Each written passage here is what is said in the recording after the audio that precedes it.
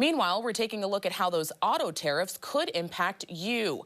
13 WHAM Stephen Pappas spoke with people in the auto industry and consumers. Stephen. Yeah, Karen, anxious is the word that I heard most from consumers and those in the auto industry about the uncertainty of these tariffs.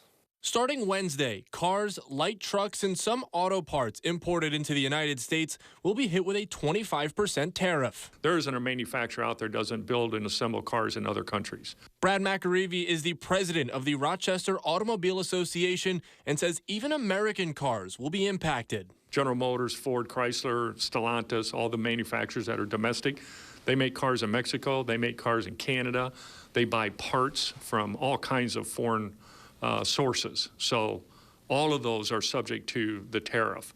President Trump says his goal is to bring auto manufacturing back to the United States and incentivize foreign car companies to build manufacturing hubs here.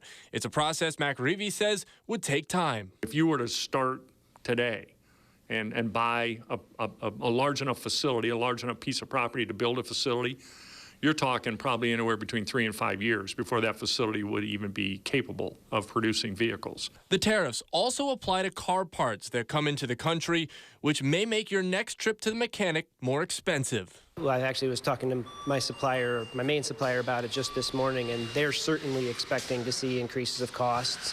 Of course, most of those costs they're going to have to pass on to the consumer, which would be us, and most of those costs will also have to pass on to the customers as well. So. A local Uber driver says he plans to get work done on his car before the tariffs affect prices. Yeah, actually get new brakes next week, you know, things that I know I'm going to need because they're going to go way high.